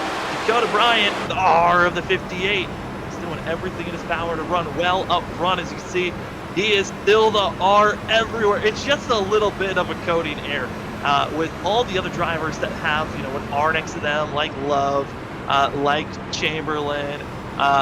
They don't have a space between their last name, parenthesis, and an R, then they have the exit parenthesis. There was a space that was put on for the 58 and the 00, so their last names were not a part of this, so they just get the letter R, and they are certainly putting on a show, these rookies are. Absolutely. Dakota, aka R, is up 10 spots, and I'll tell you, I'm just watching the 2 front runners, and you watch him going through the straightaways. Whitley's trying to break the draft, so it's almost like watching an Indy race. You see him break the draft there, and but the 81 is not falling for it. He's riding his wake and going after him. He certainly is trying to do everything in his power to hold off, and he pulled away so much. Like you noted on, we were kind of concerned. Was he burning off those tires too quickly? Because honestly, right now, for that of Stempian, he could honestly just let the 77 go, burn off those tires, and just wait for, you know, the R to pick up to him, and then they could surge forward to possibly have a chance to battle for the lead. I mean, what a way for these drivers to really rein together and really push to see if they can rally and get the win here. Absolutely. The second and third place car, the one thing they have going for them is they have the draft. Where Whitley is being in the lead, doesn't have the draft, to continue to pull away. He doesn't have any lap down cars that he can try and pull up on. So the second, third place car, fourth place car will be able to, probably work together for a few more laps, anyways, and try and close up to the leader before they try to make their move. Just closing in ever a bit slowly here as most of the field in line spaced out, as because of the fact that so many drivers were on different fuel tire windows from one another when that timing of that caution came out. It's really only our front four that are on the same set of tires, close to one another. Dave Bush currently in 5th place. He's got similar fresh tires compared to everyone else, but was not able to really keep up with our front, drivers as well. He's about a second and a half off of 4th place, 2.5 seconds off from our leader. So a lot of pressures on Dave Bush to really try to hone in and move forward. But I gotta say, this caution kind of works out the best for Michael Yarrow, I think, for the 95, because he's still in 6th place, but because of the way the point standings came into tonight's race, Yarrow needs to make sure, with all the bonus points that have been gained from Mark Whitley, Yarrow has to beat Mark Whitley and be at least 2 positions ahead, and needs Mark Whitley not to show up for next week. And also, Yarrow needs to win, maximizing the points if he wants to win the championship. It is very slim for a shot for this 95 to win the championship. And it almost looks impossible with the way that everything's stacking up. Tonight, we could be mathematically crowning a champion and not officially giving it to him until next week. But Mark Whitley doing everything that he needed to do to clinch this championship here tonight. But trying to become the first Sim Racing Unleashed Cup driver to go back-to-back and be the 3rd driver to be a 2-time champion in this league. A lot of credibility and could be a first for Mark Whitley here tonight. Yeah, Whitley's doing everything that he needs to do. He's putting the pressures on those guys that are chasing him. So I think that's a great job on his end to come in, know what he needs to do, and put the pressure on the other people and on the other drivers. So great job on his part. And like you said, we could be crowning a champion, a 2-time champion, back-to-back champion here tonight after this race. And he's going for it here tonight. Mark Whitley still leading the way as we're watching the 95. I think for most of this field, they're hoping that there's going to be another quick caution. And guess what? We're inching closer and closer to what I like to call our Robert final 20 laps. As it seems like in our final 20 laps, there's always been a late caution that comes out. And these last 2-3 weeks here on Freaky Fast Broadcasting, doesn't matter what league we're watching, it always seems to be a late caution that comes out. If we're going to be seeing it, it could be in the mix of the drivers that are battling around 8th and 9th, where we've been seeing a lot of the drivers all night long be battling the hardest. The Hornet's Nest has been in the heart of this field. If we're going to see a caution, it could be striking around this area. These guys are going to leave it here on the track. So, yes, we're going to see some close, intense racing. And sometimes that ends up bringing out the caution. So we'll see how it goes. But look at the front runners there. Whitley closing it up within 0.1, going for the lead. Going for the lead, Steven Stimpy and Mark Whitley side by side. Leffler now on the back bumper. We're right back to where we were around lap 50. Side by side, hard racing. And it's going to be Steven Stimpy on the inside, holding the white line with that of Mark Whitley to the outside. But I think this go around, it's Steven Leffler still hounding, poised. He's just waiting to pounce on whatever driver makes the mistake. He's going to go the opposite way and try to go for the win. Is the 72. But really, looking at our front 3, they are drivers that know how to win. All 3 multi-time winners this season. You've got Mark Whitley trying to get the most wins, getting himself over Hunter Hayward, as they are both tied with 4. You got Leffler with 2 wins. You got Stippian with 3 coming into tonight's race. It's on to see who's going to be able to get another win on their belt, or will it be the driver of the 58? Will we be seeing an R getting a win? Some great battle up front. Like you said, the 72 there, Leffler, he's within striking distance, so he's keeping a close tab of what these guys are doing up front. Any contact on their end is going to open the door for that 72 to sneak in and maybe even sneak out a win. And also just behind is going to be the 58, Dakota Bryan, as the R going to be just waiting and looming. He's 2.3 seconds back, but if we see our front 3 really battling hard again, It's kind of similar to where we were back on lap 40 to 50, where that fourth place position, it was Michael Yarrow back then. It's now switched to a different driver, all on his lonesome. I mean, a little bit of deja vu with about 40 lap difference from where we were before. 17 laps to go, and these guys are running hard still. It's, 77. I think he might have started off running hard, trying to get that distance.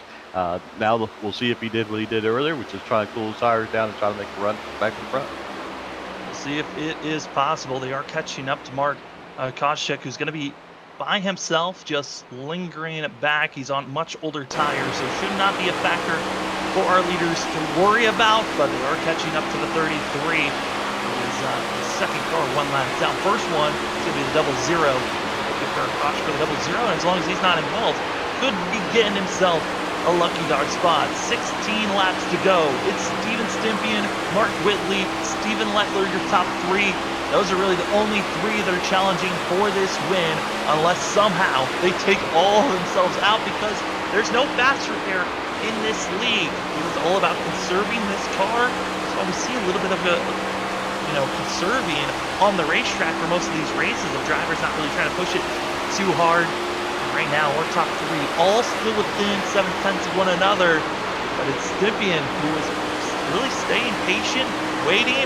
Once he takes the lead, he has been just taken away and in go mode.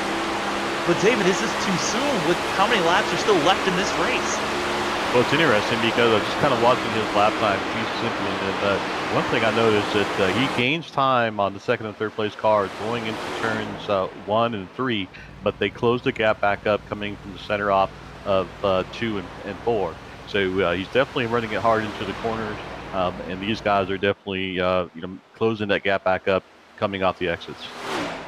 And with that, telling time, of how these drivers are attacking. I mean, could that be something where we're seeing Steven Stimpian just being a little bit too aggressive right now? And we saw Mark Whitley be aggressive, be fast. Now he's been patient, slowly catching back up. And I mean, we've been seeing our front 2 doing a little bit of a do-si-do back and forth, but it's been Leffler who's just been staying in third this whole entire time, trying to give a little bit of a bump trap to Mark Whitley into turn 1. Yeah, look with Leffler and Whitley, if they stay in line, they'll be able to chase down the leader, I think. But if they start racing each other, then that's going to be Stimpian's favorite thing to see in the mirror, is those guys going at it, because it'll help him pull a little bit further in the lead. 13 laps to go, coming to 12 to go when they cross the line.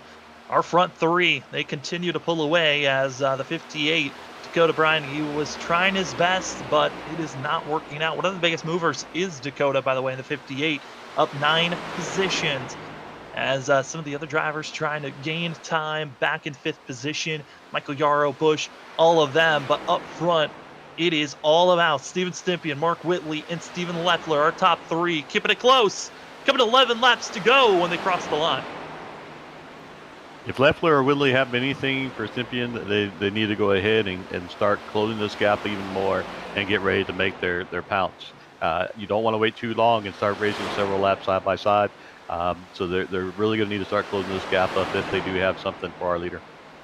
It's down to 2/10. Will they get any shorter than that? And it just gains to 4. Still, we're seeing that as Stimpian be aggressive on the entry. And right now, the time's very similar to one another. It's Mark Whitley who's just inching a little bit closer, but it just seems like even with the aggression we've seen from the 81 who's leading this race, it's not hurting him as bad as we probably would have imagined it would be doing. But with 10 laps to go, anything still is up in the air. I mean, the potential of a late caution still there. If we get a caution with 5 or less laps to go in the race, we go into overtime. Anything before that, though, will stay in regulation.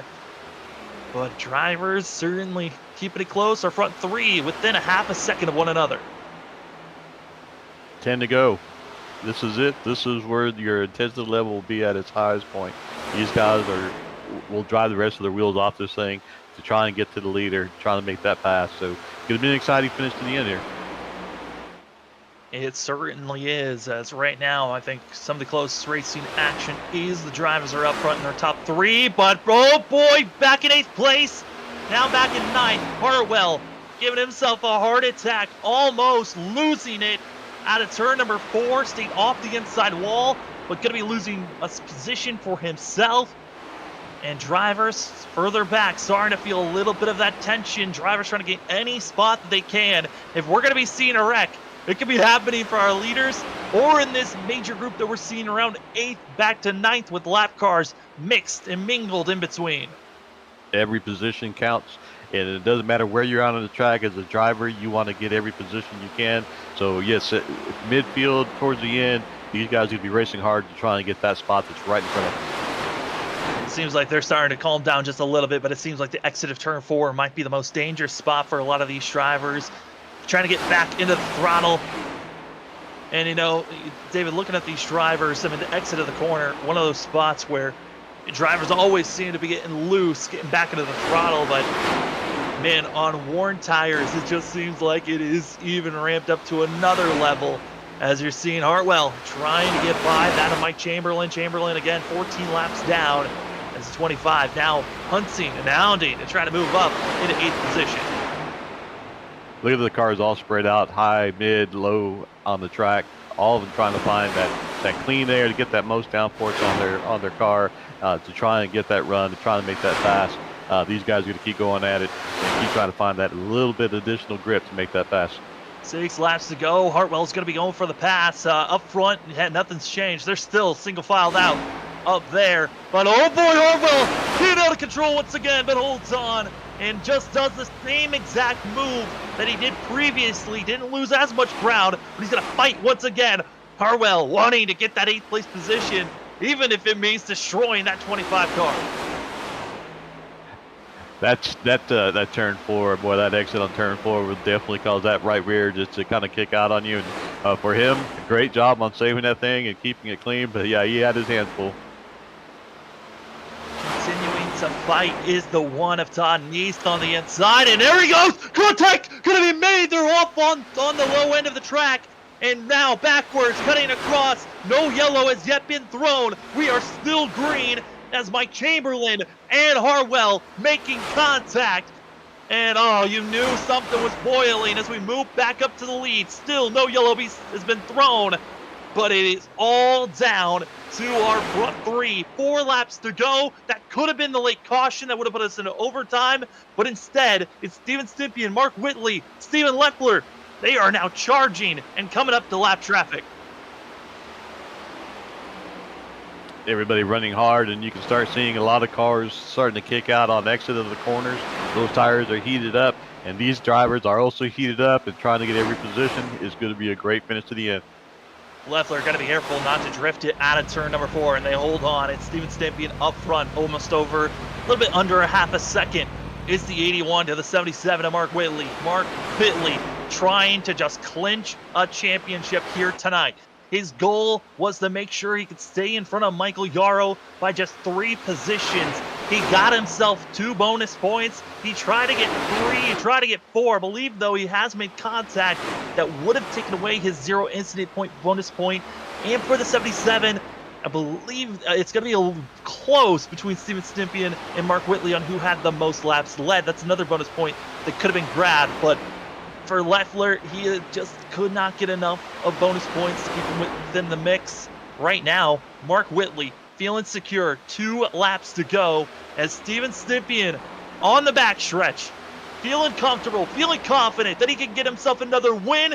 And if Stympian gets another win, he will be tied, a 3-horse race tie on the most wins this season between Mark Whitley, Hunter Hayward, and soon, possibly, it could be Steven Stympian. White flag in the air. It's your Freaky Fast 1 to go. If you'd like to become our sponsored spot for the 1 to go, please message us at Freaky Fast Broadcasting on Facebook. We'd love to have you take that spot as it's Steven Stympian, Mark Whitley, and Steven Leffler all on the backstretch as they come into turn number 3. Hold strong, staying close as Leffler, trying to duck low, but there just wasn't enough space. Mark Whitley gets in the gas a little bit too soon, but they're too far back. It's the 81, Steven Stympian, win number 4 this season. Holy smokes. And with where Mark Whitley finished, This could be a championship clinching finish for the 77. What a great race. I mean, these guys were, especially the last 10, 12 laps, all these drivers were giving it all they had. You see the cars kicking out sideways, and that 81 Scythian just did a phenomenal job being patient. It was able to chase down Whitley, make a good clean pass, and stay ahead. It's a great job by him. Absolutely fantastic job by that of Steven Stippian. I mean, he has been on a roll on this last half of the season for this 81 team. As he gets past the line, getting ready to give a little bit of pose, now gets to burn it down. Steven Stippian, win number 4 this season, and tied with Mark Whitley and Hunter Hayward for 4. Maybe next week we'll see if a driver can solidify themselves as the most winningest driver for season 10. As we will wait for confirmation on Mark Whitley and where he stands for the championship, we know who won. It's Steven Stippian. We'll talk to our top 3. The 81 is Stippian, Mark Whitley, and Steven Leffler here at the Sim Racers Unleashed Cup Series, the Smoky 200 at Miami. We'll be right back for post-race interviews in just a few here on Freaky Fast Broadcasting. We'll see you in a bit.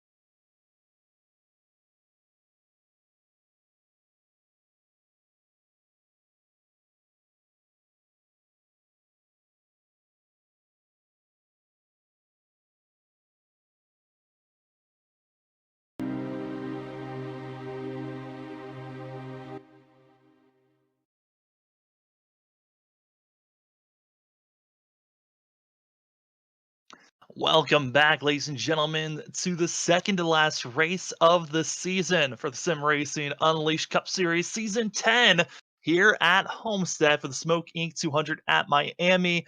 It came down to just a 34-lap dash at the end after a late caution that came out. Almost had a caution in our final 10 laps that we got to see of Chamberlain as well as Hartwell making contact, but it did not bring out the yellow. We stayed green, and it was down between our top 3. That is Steven Stimpy and Mark Whitley.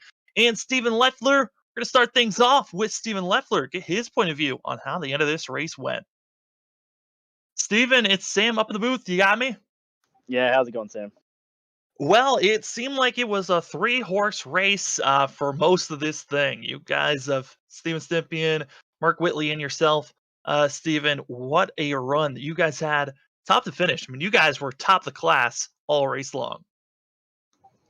Yeah, I'm still biting my cheek though. That caution ruined my race. I had the race one. I was a lap to the good on fuel, and it sounds like Stympian and Whitley were 4 or 5 laps short. So this is a tough loss tonight. But overall, good finish. It was really good racing, nice and tight racing. So yeah, we definitely had a top 3 in the field the entire night. There was a couple guys that hung with us for a good amount of the night though. But yeah, I mean, it was hard to get by Whitley. It was hard to get by Stimpian. It was definitely some good racing though. Yeah, we saw you running third primarily for most of this race. Was just the dirty air that strong, or was there another factor that just felt like it was difficult to make any passes out there? No, it really depended on where you were running in the corners. Dirty air wasn't really too much of a factor. Um, it made the car slightly loose. It wasn't too bad. I mean, I think the seams being hot and slippery were a lot worse than the dirty air itself. But no, the first run I actually ran in third by choice because I was driving it, up to the rear bumpers going down the straightaway, and I was getting out real early to let it coast through the corner and try and save as much fuel as I could. And obviously it worked pretty well because I ended up stretching it out 3 or 4 laps past them guys. But yeah, if only the caution wouldn't have come out. Yeah, that was one thing we were questioning on was if even with not having any draft help, because it looked like you're all on your own on that final stint, if you were going to have enough fuel. That was the one thing that I think we were all questioning up here in the booth, but that late caution did come out and changed things up. And now we got one more race to go. We're heading to Dover next week. How are you feeling about that course? Feeling pretty confident. I like Dover. It's a nice, good, fast track. The thing is, you got to watch out for cars coming across the track, though. So we'll see what it comes down to. Hopefully, it's not something that the lap cars factor into. Hopefully, we can get the leaders to have some nice, good green flag passing, putting some donuts on some doors, bumping. We'll see. Hopefully, it's a nice, good, clean race like it was tonight. We've had a good run of some good green flag races. A couple cautions here and there scattered out, but yeah, hopefully we can finish strong on the season. It looks like we're going to be second in points coming out of here. So yeah, finish strong. We'll see how it goes. Well, before we let you go, Steven, the floor is yours for any shout outs. Yeah, of course, I'm going to give a shout out to 22Q Family Foundation for allowing me to put their name on the car, run their colors. Renegade Reptiles, all the fellow admins here at SRU for helping me week in, week out with all the races, getting everything set up, making sure everything runs smooth. You guys for putting on the broadcast for us. Man, who else am I forgetting? Steven Stimpian, man, congratulations on the win tonight. And it looks like it's going to be 6 of the past 7 races. Steven's won the race. So let's see if we can finish it off next week with another one. Looks like me and him have really come on strong here at the end of the season. It just it sucks that both of us missed races throughout the season. So it is what it is. We'll finish off strong. We'll go into next season, and hopefully we can keep the momentum going. Yeah, I mean, that's all you can think about is keep the momentum for next season. Steven Leffler, 72, third place finish here tonight, and good luck next week at Dover. Thank you. You guys have a good night. As we say goodbye to Leffler, we say hello to Mark Whitley in the 77. Mark, it's Sam with Booth. You got me? I got you. Well, Mark, it was a real battle. I mean, we saw Leffler was running third primarily for most of the run, but it was between you and Steven Stimpian for a lot of that stint. What else could you have tried to do there in those final 34 laps? Maybe not run as hard to begin with. I don't know. It was really hard. My car was pretty good on the short run, and then toward the middle of the run, Stimp would kind of catch me. And then these cars they're so twitchy, and there's not that much off throttle time. So if you lose a little bit of momentum, it's easy for somebody to get up to you. And then the side draft is so powerful. I mean, there was a couple times we were side by side in that last run. I'd get a wonderful run coming off the corner, but then he'd get on my left rear, and it would just, stop me dead in my tracks. And eventually, I just kind of went in the corner a little bit too deep, and I couldn't get the run. He cleared me, and I was trying everything I knew, every trick in the book to try to get around him. It didn't work out, but honestly, at a certain point, I was sitting there trying to do math in my head. I knew I needed to beat Yarrow, Hayward, and Leffler tonight to be able to lock the championship up. So that was like my main goal. The win was kind of secondary, but I knew since Hayward unfortunately couldn't make it, he had a family issue with him. Hopefully everything's going good with him, but then Yarrow kind of finished far enough back, and then that last 5 or 6 laps, I was just like, just stay in front of Leffler. Just stay in front of Leffler. You got it. That's all that matters. Because So I told them, I said, that's probably the most excited and happy I've ever been running second. So I would have loved to get a win and try to tie my record from last year, but I'll take a second tonight. That's the big picture, I guess. Yeah, I mean, looking at the bonus points, we're still waiting for the official call on the championship, if it's locked here tonight or if you still need to do a start and park next week. But man, what a season that you've had so far. And, looking at the stats, you are aiming to be the first Sim Racer Unleashed Cup Series driver to go back to back and being the third two-time winner in this series. I mean, looking at the season as a whole, how have you been feeling about this one? Because I believe that you're going to be most likely not showing up for next week's race. Yeah, I got a got a vacation slash wedding to go to that was planned all the way back in. It was supposed to happen back October, but last October, and it never happened. And it's eventually finally happening. So we're going on vacation down at Disney in Florida. So I was telling Leffler and Stemp, I was like, wow, if I couldn't clinch it up, I was gonna have to bring my laptop and like play with a controller and run a couple laps just to try to get some points. But yeah, the whole season as a whole, it's been up and down. Honestly,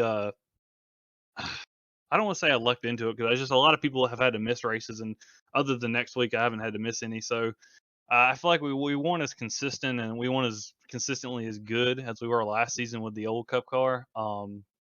We still got 4 wins. Probably should have had more, but way racing, sometimes like last week I kind of took it away from myself speeding on pit road, and a couple weeks before that I had a caution come out with 2 to go when I had a 8-second lead. So it's stuff like that. You can't really control it. You just gotta roll with it and try to minimize the damage. And I mean, I'm happy with the season. Anytime you wind up with a championship, it's a good season. There's definitely room for improvement, especially if we're going to stay with this car. So I'm going to have to try to get a little bit better because I'm telling you, man, these guys are awesome. It's fun racing out here every week, especially this next gen car. You never know what's going to happen. I mean, that whole race, it was me, Stempian, and Leffler, and it was white knuckle, just pure excitement in the car. I mean, sometimes it's not great because you want to get away from somebody, and the side draft's so powerful with these. But you know what? It makes for some exciting racing sometimes. And next season, probably going to be a little bit different format. I don't know what that format's going to be so far, so we're going to have to just up our game, keep upping our game if we want to try to be the first 3 back-to-back. That's going to be something. I know last season when I won the championship, that was my first championship on iRacing, so I was excited for that. And actually, I don't know, this is special, being able to defend my first championship. So I'm glad we got off tomorrow for work. So I'm probably going to be sitting there just collecting my thoughts and just letting it all soak in. It's been just amazing from start to finish, to be honest with you. Absolutely. Well, Mark, looking at the points, it is mathematically impossible for the other drivers to catch up to you. Congratulations on your Sim Racer Unleashed Cup Series Championship. You get to celebrate it in Disney and have fun with that. But Mark, before we let you go, the floor is yours for any shout-outs. I got to give a wonderful shout-out to all my family members tuning in every week. It's a wonderful support group. My fiance putting up with my crazy mess.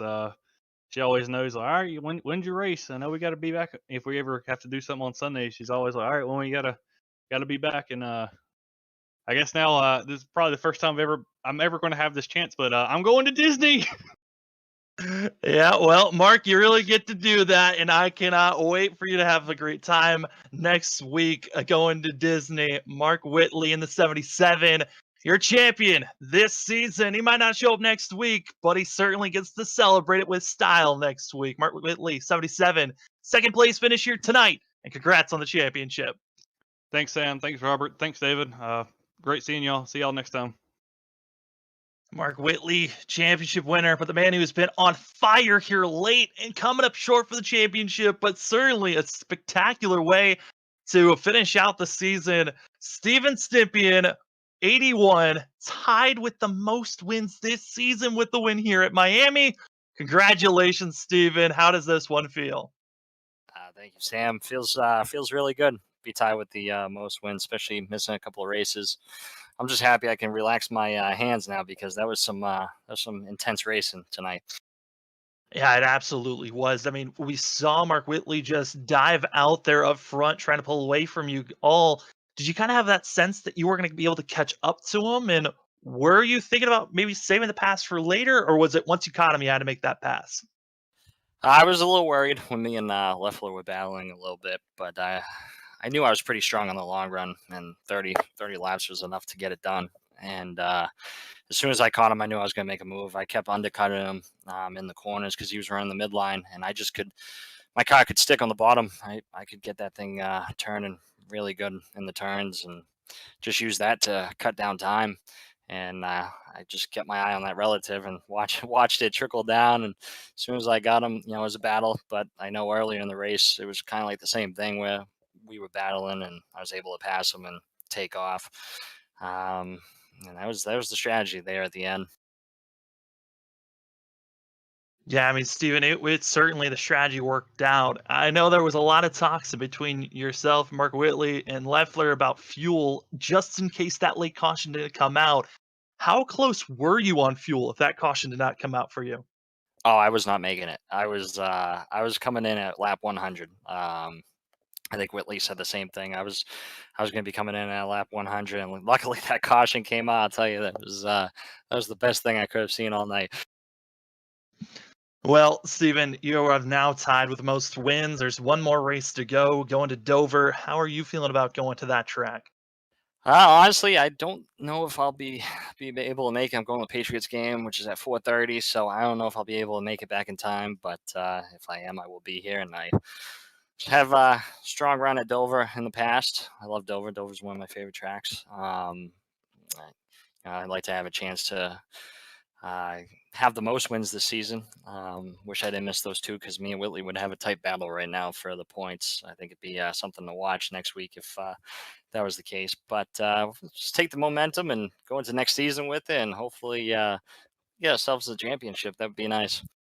Seems like that is the call from a lot of people, is make it to every race and challenge Mark for sure. Well, Steven, before we let you go, the floor is yours for any shout outs. You guys, of course, doing this week in, week out. You guys always put on a great show. Love watching the broadcasts. Obviously, my beautiful fiance in the living room right now for letting me do this week in and week out. Love you, babe. Thanks for watching my son. Obviously, a big shout out to my son as well. He was 2 months old a couple days ago. My dad out there watching. Love you, Pops. Thanks for the support as always. And then just the guys at SIU, and gotta thank myself for this paint scheme. I love this paint scheme. Didn't have good luck with it at the Daytona Road course earlier this season for Memorial Day, so I figured bring it back out for Labor Day and see if I can get it into victory lane. So that feels good getting that Budweiser Chevy into victory lane. Yeah, I mean, it's a clean scheme, and it certainly was a clean win here tonight. Steven Stympian, 81, tied with the most wins after tonight's win. Congratulations, Steven, and have a good one. Good rest of your night. And if you show up next week, good luck. If not, have a great time at the Patriots game. Thank you, guys. Big shout out to Hunter as well. I know his sister was involved in the accident, so I hope everything's going well. I know he couldn't make it tonight, so thoughts and prayers are with his family. Steven Stympian, 81, with the win here tonight. As we move down, looking at the final racing results again, just like what Stympian had just noted on, thoughts and prayers to Hunter Hayward and his family and what's going on with them. We hope for the best with the family and the situations going on. Hope for Hunter to be back and everyone to be safe and sound. As we look at the final racing results, Steven Stympian, who has been on an extreme hot streak, and honestly might be able to coin it up to ever since he's had his kid. It has been a hot streak with him just getting win after win, it seems like, with Mark Whitley going to be getting second place, Steven Leffler in third, Dakota R going to be getting that fourth place finish, as that's Dakota Brian going to be getting that finish for himself, with Michael Yarrow in fifth, finishing out the top 10, going to be Dave Bush, Derek Love, Todd Neese, Gino Morrow, and Ryan R, who's going to be getting Ryan Pryor in the 00, getting 10th place. With the rest of the field seen through, it was hard racing, a couple of drivers bringing out some late cautions. But David, it certainly came down to the end, and honestly, it could have came down to any of our top three with the way they were racing here tonight. Yeah, absolutely. Yeah, you could hear the emotions there with Steven Leffler. You know, he had a winning strategy there that he felt, being able to push that car out to 67 laps, and just didn't work out for him. So these guys put on a great show. The top three guys fast all night long, and definitely didn't disappoint here at the Miami Homestead race. Absolutely not. And honestly, congratulations to Mark Whitley, becoming the first SRU driver ever to go back-to-back on championships. Seen a lot of close ones, and also will be becoming the third two-time winner and champion, for the third two-time champion of the series here for Sim Racing Unleashed for the Cup Series. Big props to that whole entire 77 team. But you heard it from all the other drivers. They now know they have to show up for every race if they want to win a championship. That's exactly what we saw from 77, but certainly excitement was in the air. Well, David, before we come to a close, any of your final thoughts? Well, I'm excited to be up here and sharing the booth with you, Sam. What a great race tonight with these guys. Looking forward to the last race of the season. We got one more to go. These guys are going to want to get that last win and carry that momentum going into the off season, getting ready for next season. So next week is going to be exciting. Tune in, hit that like button, hit that follow button. We'll see you guys next week. But what an exciting race we had. Certainly was exciting here tonight. A big thanks to everyone that had joined us here for 133 laps at Miami Homestead. It was a fun one. Big thanks for David Funky Coleman Medina joining us in the booth. Didn't think that we were going to have someone else coming in, but thank you so much, David, for joining us. And to finish out the call, we always have to throw it to the man who is behind the screen, gives you all the great graphics and camera. It's up to Robert Moyer to finish out our call. All right. Thank you, gentlemen. Thank you, David. Thank you, Sam. Thank you for Sim Racing Unleashed for letting us call every Sunday night here. Like you said, we're winding down here. Season 10 next week is the final race at Dover International Speedway, one of my home tracks. It's going to be a very good race to watch next week at 7:50. But on that note, thank you to congratulations to Mark Whitley, back-to-back champion, man. That's hard to do. It really, really is. As David would know, he races out there just as much as anybody else. It's hard to go back to back and just be consistent over a half a year to 3/4 of a year of sim racing. So it's a grind for some of these drivers. But congratulations to him, and we'll see how this all plays out as we get ready for season number 11 here coming up in a couple more weeks after Dover. But just to let everybody know out there that is still tuning in or goes back and watches this, make sure you tune in every Saturday night too, starting in October, as we're gonna have Sam up in the booth with a new guy called Brandon, hopefully, and you're gonna be able to see David Medina out there Saturday nights running with Zach Hall, Brian Johnson, Cedric Hunter, and all that crew over there at NISCC Cup Series, as that's going to be fun. That's soon starting up. We also got their truck series soon starting up here on Monday night within a week. That's going to be fun at 8:50 p.m. But our next televised broadcast will be this Wednesday, so you won't see us around Monday or Tuesday. But with that being said, everybody here at Freaky Fast wants to give a shout out and say, please have a safe holiday. Enjoy your cookout as we come to the end of the summertime, going into the fall. But until Wednesday night, everybody have a great Sunday night, Monday and Tuesday, and we'll catch you Wednesday night. Until then, God bless everybody. We love you all. Peace out.